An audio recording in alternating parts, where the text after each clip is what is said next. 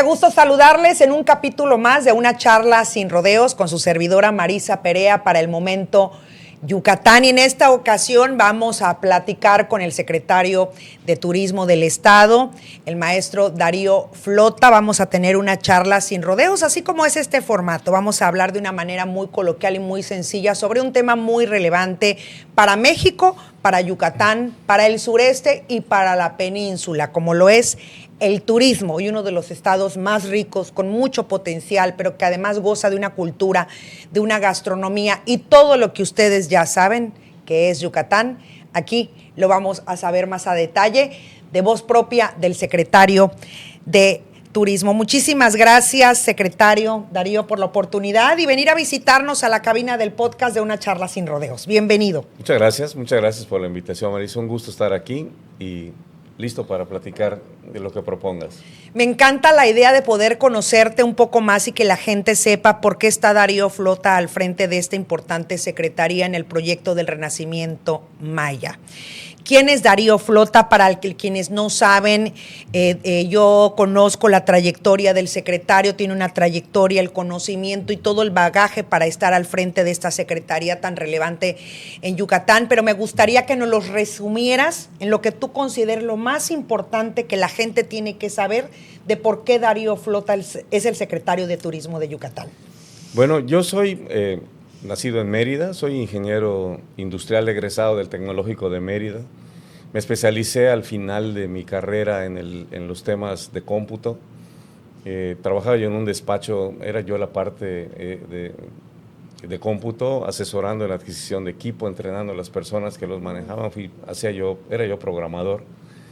Y así entre mis clientes había desde entonces había una empresa yucateca que tenía intereses en el Caribe, en Cozumel, en Playa del Carmen, en Cozumel, con la que empecé a viajar a Cozumel una vez al mes, luego 2 veces al mes, luego se fue haciendo cada vez más seguido hasta que me ofrecieron quedarme a trabajar con ellos, basado en Cancún. Eso fue en el año 88. ¿Qué edad tenías? 28 años. ¡Wow! Y era un grupo turístico pues, que tenía barcos, hoteles, agencia de viaje, autobuses, club de playa, restaurante. Allá empecé como director de informática y luego evolucioné a ser el director administrativo. Por ese tiempo hice mi maestría en administración y pues bueno, era un grupo empresarial que manejaba casi 400 empleados y una gran diversidad. Y agencia de viajes me faltó. También por eso llegué a ser presidente de la Asociación de Agencias de Viajes en Quintana Roo. Posteriormente, en mi participación como agente de viajes, tuve mucha participación en organizaciones ciudadanas. Fui miembro de la Coparmex, del Consejo. Al presidir la Asociación de Agencias de Viajes, era yo parte del Consejo Coordinador Empresarial. Y por ese entonces me invitaron a integrarme al gobierno, a la Secretaría de Turismo, donde acababan de nombrar secretario a un buen amigo, compañero en la Coparmex, en un momento en el que el gobernador de entonces, Joaquín Hendricks, había ofrecido incorporar a su gabinete representantes del sector privado.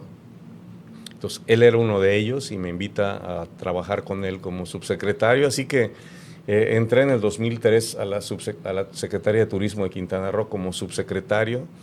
Llegué a ser secretario de Turismo de Quintana Roo, volví a ser subsecretario otra vez y luego en una sucesión de periodos que acumularon 10 años, fui director de promoción de la Riviera Maya con otros 2 gobernadores. Y finalmente me tocó crear el Consejo de Promoción Turística de Quintana Roo, en lugar de las 5 oficinas que había de Cancún, de Cozumel, de Isla Mujeres, de la Riviera Maya y de Chetumal. Se creó un solo organismo, el Consejo de Promoción, que fui su primer director hasta el final de la administración del gobernador Carlos Joaquín, que él era el 4º gobernador con el que trabajaba. Al término de la administración, pues me dediqué a actividades particulares nuevamente, asesorando algunos proyectos turísticos y pues bueno, ya recibí una llamada para conocer al gobernador electo de Yucatán. No lo conocía. Que ya te tenía el ojito echado. Yo no lo conocía, fue una entrevista breve. Sí, me di cuenta que ya, cuando nos saludamos, me dijo que había oído hablar de mí, pero quería que yo le dijera un poco qué es lo que había hecho. Y yo creo que quería saber, en realidad, si mantenía yo algún vínculo y conocía la situación turística de Yucatán. Y bueno, así fue. Nunca me he desvinculado. He venido con frecuencia aquí a Mérida. Y bueno, pues así fue que recibí su invitación y me acuerdo que era un cambio drástico para mí después de tantos años. En Quintana Roo, digo, muy cerca, pero a final de cuentas pues se cuecen aparte. Le pedí unos días para pensarlo, porque pues era una decisión que no solo me competía a mí tomar. Y bueno, pues aquí estoy, le llamé finalmente para aceptar y me dijo que esperara el momento. Y bueno, llegué a Yucatán prácticamente 2 días antes del inicio de la administración. Y desde entonces aquí estamos cumpliendo ya 1 año y ya son 15 meses de que estamos en el puesto y muy contento y muy orgulloso de haber regresado y de poder poner al servicio de Yucatán y de la actividad turística de Yucatán, pues mi experiencia, mi conocimiento y también mi entrega para sacar esta responsabilidad.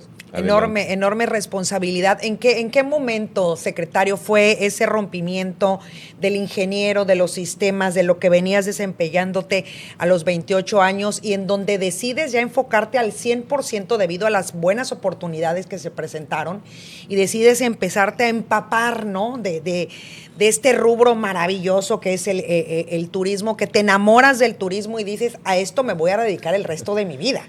Es curioso porque aquí en Mérida muchos me conocen. Yo durante 9 años fui profesor en diferentes preparatorias, fui profesor de matemáticas y de física, como ingeniero que estaba estudiando y como ingeniero que yo ya era. Sin embargo, como programador, eso impone la necesidad para crear un sistema de conocer al detalle la operación de lo que uno está tratando de. Es decir, llevar estadísticas de pasajeros, llevar estadísticas de venta de tours, cuál se vende más que otro, estadísticas de los horarios de cruce de los barcos, llevar el control de los inventarios de los restaurantes y del flujo de pasajeros y todo, llevar el control y la administración de una agencia de viajes también, pues me hizo conocer muy a fondo y al detalle cada uno de estos aspectos de la actividad turística y uno en el turismo uno se va adentrando y es un camino que no tiene regreso. Sí, ¿verdad? Uno se familiariza, le agarra gusto, se apasiona y bueno, he tenido la oportunidad ahí de vivir grandes experiencias y satisfacciones. La Riviera Maya, yo llegué a dirigir la Riviera Maya cuando tenía 1,500 habitaciones. ¿Hoy cuántas tiene? Salí cuando tenía más de 60,000 habitaciones. Que en su desarrollo llegó a rebasar a Cancún. La Riviera Maya batallábamos entonces porque la gente lo reconociera. Nos sentíamos tristes cuando la gente decía que era también Cancún. Y ahora ya se volteó el tema, ahora le dicen Riviera Maya a toda la costa. Así es. Sí, así es. Batallamos para que los americanos no dijeran Maya en Riviera, sino dijeran Riviera Maya en todos los idiomas. Y bueno, esa es una gran satisfacción haber contribuido a desarrollar de ese tamaño. Y creo que también la creación del Consejo de Promoción del Estado, que era un proyecto que yo traía desde años antes, porque, es decir, con 5 oficinas, donde cada una dependía del ingreso que generaba por el hospedaje, por los destinos pequeños generaban poco, y por lo tanto eran poco conocidos y poco vistos. El generar una oficina que tuviera el control de todo, iba a redundar en el empujón a los menos visibles, como Bacalar, que Bacalar hoy es un destino muy reconocido, como Holbox, como Puerto Morelos, como inclusive algo que hoy es una bandera del turismo en Quintana Roo y a nivel nacional, del turismo comunitario, como lo es Mayacán. Entonces, bueno, esas son grandes satisfacciones. También otra gran satisfacción es haber podido ser, un elemento importante en la realización del Festival de Jazz en la Riviera Maya. Me tocó organizar 15 de los 20 años que el festival se desarrolló.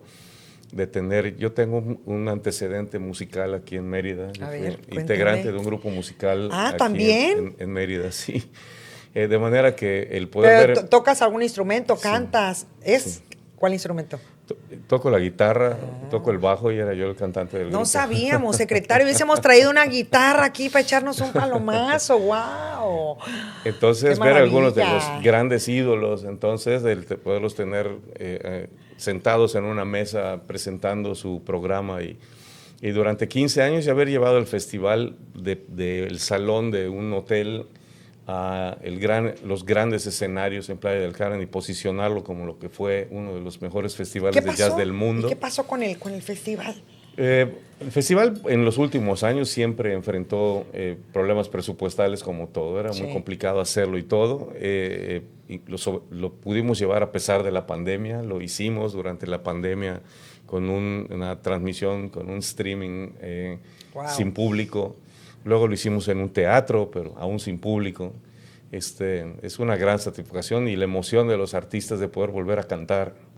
Y era extraño el terminar una ejecución extraordinaria y que no había nadie aplaudiendo. Sí, híjole. Sí. Y puede conjuntarse, ¿no? Creo que este tema de la música viene de la mano con la cultura con el turismo y se vuelve, ¿no? Esta cadena importante de atracción como lo fue el festival, que sí supe de esto y por eso te lo pregunto, ¿en qué momento desaparece? Las circunstancias, como nos dicen, no fueron favorecedoras económicamente, pero queda la inquietud de retomarlo.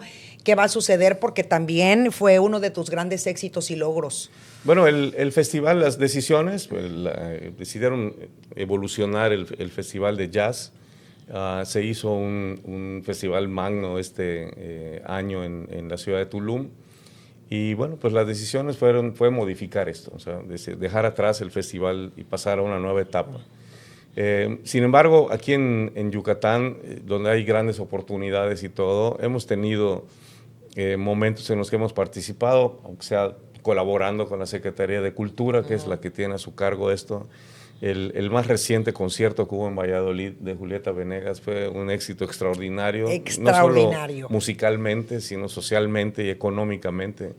Los empresarios en Valladolid están muy contentos, se llenaron los hoteles, los restaurantes. ¡Qué maravilla! Y el ayuntamiento pues tuvo la capacidad y la habilidad de manejar todo este flujo de gente sin que hubiera incidentes mayores. Así que bueno, pues está demostrado. La Feria de Ixmacuil, aquí por ahora, por ejemplo, está demostrado en la gran cantidad de gente que atrae. Cifras de visitantes récords. Sí, entonces, la feria. Tiene musicalmente, y para efecto de los festivales, Yucatán tiene un potencial y un largo camino todavía por recorrer. Sí, hay aquí estados como por ejemplo como Tabasco, ¿no? Que los festivales son punto de referencia importante y siempre dicen, es que de todo hacen festival. Bueno, pues hay que sacarle provecho a las riquezas de cada estado, porque justo dices, me identifico con el proyecto del Renacimiento Maya. Yo creo que regreso tantito donde te hacen la invitación para estar en Yucatán. Investigas, ¿no? ¿Cuál es la visión que tiene el gobernador, que me está haciendo el honor de invitarme? ¿Cuál es su estilo de trabajo? ¿No? Creo que esa parte fue importante. Investigaste cuál era el objetivo, ¿no? Y el programa de trabajo que ya había presentado el gobernador y dijiste, aquí quiero estar. Congenio con estas ideas, con este proyecto. Fíjate que es curioso porque reconozco absolutamente en el gobernador la libertad que me ha dado de desarrollar mi trabajo y porque en una conversación le decía que él era el quinto gobernador con el que yo tenía oportunidad de trabajar y era de otro partido diferente. Yo trabajé con 3 gobernadores del PRI y con un gobernador que era de una alianza PAN-PRD y ahora estoy trabajando con un gobernador de Morena.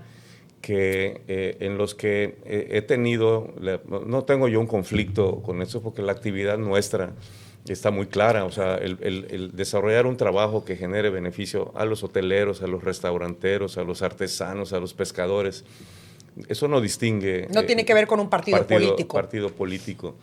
Y procuro, estoy, digamos, ajeno a esas discusiones, porque además distraen del objetivo central. Entonces, y es lo más sano. Tener esta posibilidad de poder dedicar mi experiencia, mi conocimiento, y porque además uno nunca deja de aprender.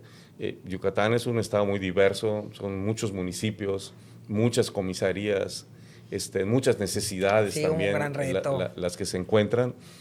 Y bueno, pues hay que tratar de hacer lo mejor posible con los recursos que se tienen. Tú no viste el partido político, tú viste el proyecto de trabajo que era el que había ya presentado el gobernador. Sentiste una conexión, ¿no? En Yucatán, porque además pues es tu tierra, que eso también tiene mucho que ver, no estabas desconectado totalmente con una cercanía aquí con Quintana Roo, pero que además también con Quintana Roo mucha de la cultura y la gastronomía es similar, ¿no? Se Claro. comparten ahí lo que es la península, pues compartimos también mucho de este tema. ¿Y qué fue lo primero que pensaste cuando ya como secretario que llegas y te sientas, qué fue lo primero? Yo quiero hacer esto en Yucatán. Que sí dices, esta es la oportunidad de hacer esto, o se puede hacer esto, detonar esto en Pues el mira, tema turístico. Tiene que ver justo con la parte social que estamos hablando. Siempre resultaba un poco triste el escuchar que en algunos municipios de Yucatán eran de los municipios más pobres del país. Y bueno, hay una razón histórica de esto, de lo que ha pasado desde hace 2 siglos, desde la explotación que significó el cultivo del enequén, desde el final de la industria enequenera, el tema de las haciendas. Entonces, el paso de todos estos hechos históricos pues dejó siempre en el final de la economía a grupos de gente, la gente trabajadora, noble y demás. Y yo soy un convencido de que el turismo es una gran herramienta para combatir la pobreza. El turismo es un motor de desarrollo económico. Hay países que no tienen otra alternativa más en otras partes del mundo que descubrieron en el turismo la posibilidad de que la gente viva mejor, de que la gente no emigre de sus lugares, de que la gente no renuncie a su tradición y a su cultura, y de que vivan dignamente. Y que si deciden emigrar, lo hagan no por una obligación o una necesidad económica, sino simplemente por la búsqueda de nuevos horizontes. Entonces, yo estoy convencido y eso encontraba, y me costó trabajo, tengo que reconocer que me costó trabajo el entender una nueva forma de administración, de operación. Mi experiencia había sido muy en el área técnica de planear estrategias, campañas y demás. Y acá tengo un papel que antes no tenía de estar presidiendo consejos, estando en asociaciones, tratando con presidentes municipales, discutiendo con mis compañeros del gabinete temas que yo antes pensaba, eso me distrae, eso no, o sea, aún en una inauguración, en un corte de listón, esas ceremonias, pues se llevan su tiempo, Sí. y mientras pues las tareas se siguen acumulando. Pero bueno, eso he ido tratando de acostumbrarme y de ordenarlo. Pero lo haces muy bien, Ade, y se te da para mucho poder también la lidiar. cercanía con la gente, y creo que ha sido bastante favorable este acercamiento y estas mesas que has tenido con diferentes rubros, con los alcaldes, le ha dado mucho foco también a circunstancias que habían estado justo abandonadas, como bien dices. Sí, pero bueno, al final es satisfacción. También he de decir que me encontré con un equipo de trabajo comprometido, conoce muy bien la tarea, que me ayuda mucho, que cuando no sé cómo funcionan las cosas me ayudan y también compañeros en el gabinete. Me siento muy cómodo en el grupo de trabajo que el gobernador ha integrado para avanzar, porque muchas de las tareas que hacemos se interrelacionan. Correcto. Nosotros tenemos muchas tareas que tienen que ver con cultura, como ya lo dijimos, con economía, como ya lo dijimos, con pesca, con medio ambiente, con muchas, y inclusive y sincronizar la parte donde todos tenemos que interactuar. Sí. Resulta interesante y muy grato cuando encuentras esa respuesta en los demás compañeros. Sí, es una experiencia diferente a todos los años a los que te has dedicado al tema del turismo. Sí ha sido una experiencia distinta estar en Yucatán. Sí, claro. ¿Sí? Sí, claro. También en los primeros meses también tuve que rectificar porque empecé a subir mucho de peso. Bueno, eso sucede. Aquí es imposible limitarse a la ya. gastronomía yucateca. Y fíjate que tal vez lo que me ha marcado, porque yo desde que terminé la prepa, como una manera de tener ingresos para tener dinero en mi bolsa y no pedirle a mi papá, empecé a dar clase. Yo empecé a dar clase a los 18 años. ¿Clases de? De matemáticas. Wow. Y tal vez eso es de las cosas que más me ha servido. Yo era una persona, aunque no parezca, ahora era una persona muy tímida. Me costaba mucho trabajo hablar con una persona y menos frente a un grupo. Entonces, como maestro no me quedaba de otra. Pero el pizarrón era una buena herramienta porque les podía ayudar la espalda. Pero bueno, tantos años y tantos alumnos. He tenido más de 1,500 alumnos aquí en Mérida. Eso me fue ayudando un poco a soltarme para hablar y a poder perder un poco el miedo al público. No, eres muy buen conversador. Pero ¿sabes en qué radica eso, Darío? Y siempre lo digo cuando he tenido oportunidad de dar algunos cursos de locución y demás. Siempre digo, el tema para que puedas hablar es cuando conoces bien el tema, ¿no? Cuando tienes todas las herramientas, cuando no te limitas a compartir lo que sabes y que no tienes miedo de decir, no sé esto, pero sé esto y soy experto en esto. Mira, fluye. Sí, conoces perfectamente inclusive tu tema. como profesor, el poder tener la seguridad para decir Exacto, cuando no sabes algo. Exacto. Y no poderse inventar porque terminas peor. Exacto. Pero déjame contarte ¿Sí? una anécdota que me acordé ahora. Eso de hablar de lo que uno no sabe. Yo tengo licencia de locutor. Mira. Yo pasé aquí en Mérida esos exámenes terribles. Cuando teníamos que hacer examen. Había que pasar para... Sí. Eran 3 días de examen. Es correcto, lo sé. Un examen de conocimientos, uno de pronunciación de palabras extranjeras, conocimiento en la Ley Federal de Radio y Televisión. Y luego lo que era más difícil, ponerse a hablar frente a un micrófono. Sí. Pero ¿por qué hiciste el examen de locutor? ¿Qué te llevó a hacer ese examen? Pues mira... ¿Pensaste en algún momento dedicarte? Hay un hermano de mi mamá que fue un gran locutor aquí en Yucatán, el maestro Rubén Eloyo Campo. Era una de las voces reconocidas de la generación anterior. A mí, yo poco pude escucharlo, pero había esa tradición en la familia de hablar de teoría. Yo lo recuerdo perfecto cuando llegaba a la casa con su voz como imponía. Okay. Y cuando vi la convocatoria dije, lo voy a hacer, porque en ese entonces era yo músico. Okay. Entonces el micrófono ya no me asustaba. Bueno, paso 1, palomita. Y sabía cómo ponerlo y cómo ponerlo para que se escuche bien y para que no... Entonces, lo que imponía era, lo que daba miedo eran los instructores, los examinadores que venían de la Ciudad de México, porque era la Secretaría de Educación Pública. Sí, yo lo hice, secretario. Entonces, ya hoy, lamentablemente, y siempre decimos quienes tuvimos la oportunidad de evaluarnos para tener una licencia de locutor, es que en aquel entonces... Tú no podías estar frente a un micrófono, ni en una estación de radio, ni en una cadena de televisión, si no tenías ese documento. Hoy, bueno, ¿qué le digo? Cualquiera agarra un micrófono, ¿no? Para bien o para mal, pero sí era un reto pasar el examen de locutor. Era la Secretaría de Educación Federal. Pero la parte más difícil fue cuando nos dijeron, había recortes de revistas que te enseñaban una foto y te decían, haz un comercial de esto. De esto, sí. Yo improvisa. Improvisar. Y la última fue hablar un minuto del tema que yo quisiera. ¿De qué hablaste? De béisbol.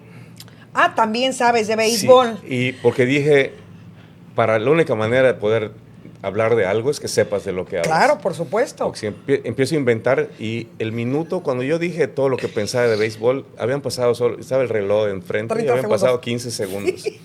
Y dije, ¿qué más digo? Es lentísimo. Y empezaba hasta que hay un momento en el que como que te olvidas del reloj y todo y como agarras el hilo. Y fluye. Y salió. Y bien, y al día siguiente, porque cada día, tú llegabas el día 2 y veías en la lista quienes habían reprobado. Y si tú estabas en la lista, pasabas a la siguiente etapa. Exacto. Hacia el tercer día y el cuarto día salían, entramos casi 150 personas. ¿Y salieron? Y como 20. Sí. Como 20 nada más obtuvimos la licencia y en algún lado por ahí debe estar, es un diploma de este tamaño que tengo mi licencia de locutor, es categoría A.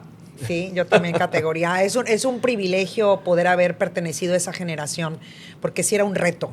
Era un reto. Tú sabías que si estabas o alguien estaba frente a un micrófono, era porque ya había sido alguien que había estado evaluado, certificado, verificado, que tenía la capacidad y la responsabilidad de estar frente a una cámara y un micrófono. Así que Sí. eres de nuestro club.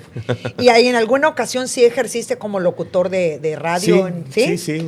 Estuve el otro día que fui a un estudio, a una entrevista, igual iba recordando porque uno hacía muchas tareas como locutor. O sea, dabas la hora, dabas el clima, leías las noticias, todo. ponías la música, Espectáculos. contestabas las llamadas y saludabas a la gente que pasaba. Porque Sí. saludábamos la cabina, los que Sí, pasaban por la sí, calle. sí. Y era una hora de estar atendiendo todo eso y terminaba uno agotado del estrés, pero contento. Sí, yo a mí lo que más me apasiona, puedo decir, es la radio. Esa es la magia. Sí. Eres el operador, eres el locutor, eres el que contesta la llamada, eres el que hace todo. Esa es la magia de la radio. Y sigue siendo así por los siglos de los siglos, ¿no? Y esa, igual que obtener el examen como ser músico, en mi carrera realmente nos faltaría mucho tiempo para contarte la cantidad de cosas que he hecho. Estuve en la compañía de teatro del Estado, en el grupo de teatro del Tecnológico, ganamos el concurso nacional. Soy técnico en electrónica, por lo cual yo reparo muchas cosas y soy un poco Ciro Peraloca. En el grupo yo era el que conectaba y que manejaba la consola y ecualizaba los equipos, por lo cual ahora cuando algo no suena bien... Sí, te da el toque. No, te da el toque porque sabes del tema. Sí. O sea, si fuiste un niño, hablo de la primaria, secundaria, de los nerds, de los inteligentes, de los de cuadro de honor, porque para que te guste la matemática, los números, la física y esos temas que son normalmente complicados para todos o para la mayoría, sí se requiere ciertas habilidades e inteligencia. Dejé el teatro por el fútbol, tuve que dejar el fútbol por la música porque yo me desvelaba. O sea, fútbol, jugabas fútbol, Sí. Ok. Todavía juegas fútbol. Todavía juego, pero jugaba en un buen nivel. ¿Aquí en Yucatán? Aquí en Yucatán, en Cancún ya en las ligas de veteranos, pero todavía me mantengo jugando. No, bueno. Y la última afición pues ya es con el caballo, es la charrería.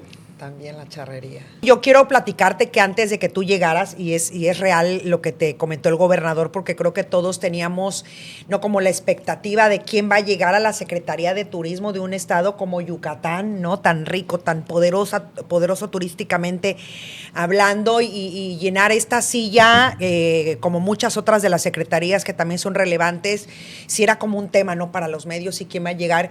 Y cuando nos hablaron de ti, por lo menos en nuestro medio de comunicación, el currículum fue extraordinario y me lo resumiste perfectamente bien de lo que sabíamos. Y sabíamos que Darío era una persona que tenía todo el expertise y toda la capacidad para llegar a la Secretaría de Turismo de Yucatán, y creo que es lo que sabía también el gobernador, ¿no? No de boca, sino ya habían datos, como tú dices, ¿no? Que garantizaban una buena gestión estos 6 años. Déjame redondear esto y terminar de mi parte con algo que comenté recientemente en una reunión. Porque los empresarios decían, todo este plan y toda esta estrategia y todo lo que está haciendo suena muy Padrísimo. bien. Pero ¿cuándo vamos a ver nosotros que mejoren nuestros negocios? Entonces, y la explicación fue, nosotros no estamos aquí en un concurso de simpatía. Ayuda, pero si la gestión y el resultado de nuestro trabajo y lo que planteamos y lo que proponemos y lo que hacemos no redunda en una mejoría en los negocios turísticos, no redunda, entonces no sirve lo que hacemos. Claro. Y así debemos ser evaluados. No como, bueno, pues era muy simpático el secretario, caía muy bien. Sí. Pero seguimos igual. Es correcto. O estamos peor. Es correcto. Entonces, una de las cosas principales que he planteado desde el principio que estamos haciendo ya y construyendo es un sistema de medición de inteligencia turística que nos permita medir con bases reales las cifras verdaderas de la actividad turística, que nos permitan comparar y que nos permita establecer dónde estamos y dónde esperamos estar dentro de 5 años más. ¿Cómo recibiste a Yucatán en estas cifras? Bueno, bien, el entorno turístico, Yucatán tiene una ocupación promedio de 55%, concentrada en la ciudad de Mérida, la promoción concentrada en la ciudad de Mérida, una actividad difusa en la promoción en el tema de los congresos, que se ha ordenado muy bien. Ha habido una gran actividad en el Fideicomiso de Turismo de Difusa Reuniones. y muy confusa. Con cifras además que encontramos ahí que no correspondían a verdaderamente la realidad de los congresos que se realizaban aquí.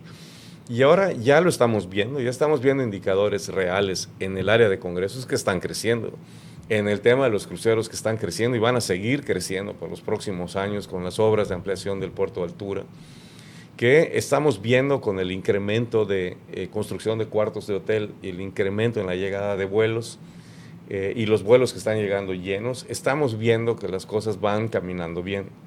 Así que tenemos razones fundadas para ser optimistas en el que esto va a ir mejorando y tenemos que ir mejorando año con año.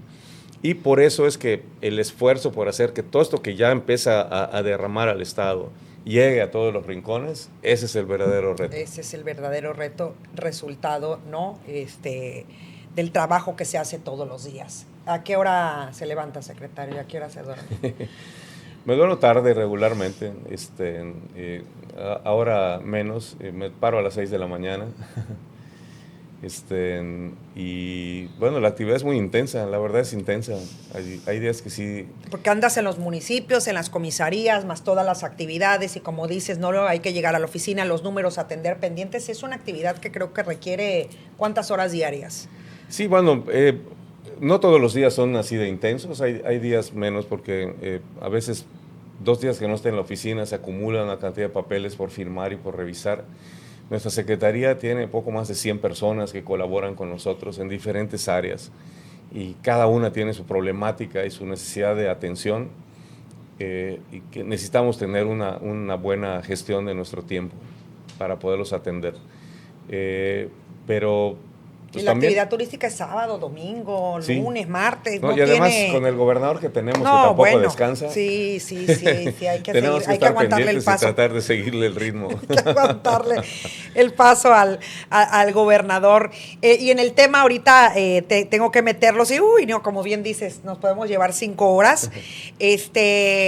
Ahorita con el tema de la Miss Universo con Fátima Bosch, que además es originaria de Teapa, Tabasco, de un estado vecino aquí de Yucatán, la 4ª Miss Universo en esta edición número 74 de este certamen mundial. Te han tocado otros certámenes y en donde México ha ganado también en otras ocasiones, pero creo que esto fue una excepción, esto tuvo un boom impresionante, la participación de México en esta ocasión, y creo, Darío, y tú eres el experto en este tema, esto va a ser muy positivo para México, hay que capitalizarlo bien, obviamente, no hay que aprovechar que los ojos del mundo hoy están puestos en Tabasco y están puestos en México. Claro. Hay que capitalizar esto. Claro, y yo creo que tenemos que estar orgullosos de esta victoria de Fátima, en todos los mexicanos, especialmente los tabasqueños, porque los concursos de belleza habían en los últimos años caído en cierto descrédito. Correcto. Porque en opinión de mucha gente, sobre todo en el tema de género, se consideraba que cuando el concurso era específicamente de belleza, eso reducía a la mujer a un tema físico. A un tema físico. Y además, pues bueno, son legendarias todavía las historias de las preguntas que contestan las competidoras en las etapas finales y demás. Sin embargo, yo creo que la polémica que rodeó al principio este certamen, que era un tema justamente de falta de respeto a la mujer, de violencia contra una mujer, la dignidad que tuvo Fátima para retirarse, lo que generó que se retiraran con ella otras concursantes y que tuviera los arrestos para mantenerse y para terminar ganando con todas las de la ley, creo que nos debe tener orgullosos. Ahora sí, como dije, primero a los mexicanos, especialmente a los tabasqueños. Creo que nos debe tener orgullosos a todos y especialmente a las mujeres, porque están representadas muy dignamente por una mujer que no solamente es bella, sino además es muy inteligente y ha representado a todos los mexicanos con toda dignidad. Totalmente, totalmente de acuerdo, y qué padre también que salga de la boca de un caballero este respeto a las mujeres y que te hayas fijado también en esos detalles, que creo que justo fue lo que la llevaron a coronarse como reina. Ya se había coronado desde que ganó México, pero creo que en esta ocasión, como bien dices, marca un precedente y es histórica la participación de la mexicana en un certamen de belleza en donde no nada más fue belleza, porque bellas la mayoría, si no es que todas hermosísimas, ¿no? Con muchas ventajas también para poder llevarse la corona, pero esto marcó la diferencia, la participación y alzar la voz por todas las mujeres, por todas las mexicanas. Creo que ese fue a la cereza del pastel de Fátima. Ahora Así es. hay que invitarla a Yucatán. ¿Seguro? También es la embajadora de Yucatán. Sí, claro. También representa a las yucatecas, claro, y a todas las mujeres mexicanas. Esperemos que regrese al país y encontremos la manera de que venga a visitarnos pronto. Así es. Pues, Porque secretario. sí, efectivamente, como dices, el nombramiento de México hará que mucha gente ponga los ojos en México y que seguramente eso va a redundar en más visitas para gente que quiera conocer dentro de la belleza y la riqueza y la diversidad de nuestro país. Sí, totalmente. Creo que esta es una muy buena oportunidad para capitalizar toda la riqueza que tiene México, toda la riqueza que tiene nuestro país, que tiene Tabasco, y ponernos las pilas porque tenemos todavía muchos retos por cumplir también en México. ¿Quiénes son? Comentabas en el evento en Valladolid el otro día, y hablando ahorita de los turistas, ¿quiénes son los que más visitan México y Yucatán? Porque con todo tu expertise debes de traer una radiografía nacional del turismo. ¿Quiénes son los que más visitan México y quiénes son los que más visitan Yucatán? ¿Los europeos? Bueno, en el caso de Yucatán, 60% de nuestros visitantes son nacionales. Nacionales. Dentro de los nacionales, de donde proviene el mayor número de nacionales, es del área del centro de la República, de la Ciudad de México y el Estado de México. El segundo lugar es el Estado de Quintana Roo, el que nos produce visitantes. No son turistas de paso que vienen para acá, son residentes en Quintana Roo que visitan el oriente de nuestro estado, que se hospedan en Valladolid y que visitan los atractivos de la zona. En tercer lugar están, tercero y cuarto están Monterrey y Guadalajara. Prácticamente están reflejados los que tienen vuelo directo, claro, los que tienen la facilidad para llegar. En el caso de los Estados Unidos es el 16%, el 18% de Estados Unidos. Es una buena cantidad. A Yucatán. A Yucatán. Y el 16% es una cantidad muy parecida al total de americanos, el total de europeos. Ahora, los europeos están divididos, las principales nacionalidades de esos europeos son británicos, franceses, alemanes, holandeses y españoles. Y esta semana tuvimos acá la visita de un grupo de agentes de viajes y operadores en una alianza que hicimos con una aerolínea suiza que vuela directo de Suiza a Cancún, que van a empezar a incluir en los paquetes que venden en ese vuelo estancias en el estado. Okay. Entonces Yucatán, vamos a empezar por esa vía a recibir gente que viene de Zúrich. Y eso aquí en Mérida en específico, Darío, hay muchos cubanos, hay venezolanos, hay argentinos, hay comunidades grandes de mucho extranjero, ¿no? ¿A qué se lo atribuyes? Hay muchísimos libaneses, muchísimos japoneses, hay una comunidad enorme de venezolanos que además tienen restaurantes también. ¿A qué se lo atribuyes además de la seguridad que obviamente ofrece el Estado? Bueno, yo creo que el parecido que tiene la vida en la península de Yucatán, o sea, el ambiente, el clima, el tipo de personas, la comida también, entre Venezuela, Colombia, Cuba y Yucatán, es mucho más parecida que con el resto del país. Es sorprendente en esos países encontrar la afición por la música, por el bolero, por la comida, por la fiesta, el ambiente festivo y la forma de ser, se parecen mucho. Entonces Yucatán forma parte un poco de esa comunidad y yo seguramente han encontrado aquí justo no solo la seguridad, sino también un poco el ambiente en el que estaban acostumbrados a vivir. Sí, esa es la gran diversidad que nos ofrece Yucatán. Esa es la magia y la maravilla que nos ofrece este bellísimo estado. Muchísimas gracias, secretario. Darío Flota, ha sido un gusto que nos visitaras en este podcast, que sean muchas visitas más. Esta es tu casa y seguiremos, por supuesto, al pendiente de este tema y en lo que nuestro medio de comunicación, que tenemos presencia en 8 estados de la República, podamos aportar para el turismo de Yucatán.